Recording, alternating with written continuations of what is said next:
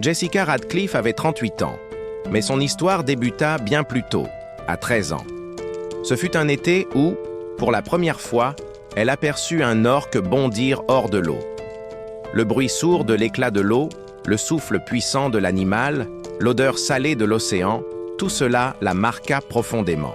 À ce moment-là, Jessica comprit qu'elle passerait sa vie auprès de ces géants des mers.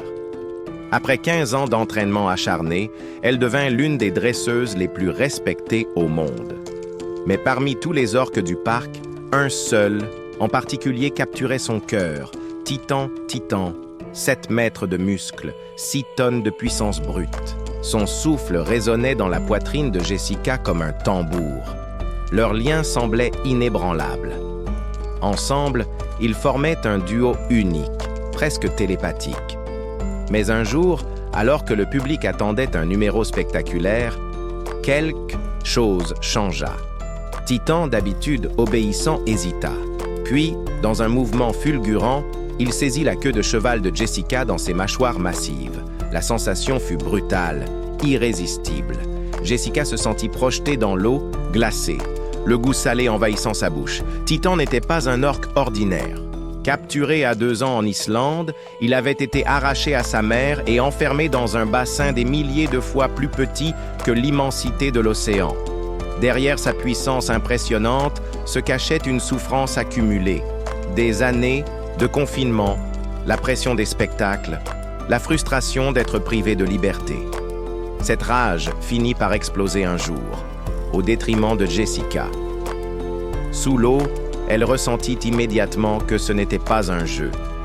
La force avec laquelle Titan la secouait était inhumaine. L'eau, calme quelques instants auparavant, devint rouge autour d'elle. Ses poumons se brûlaient, la vie s'échappant d'elle peu à peu.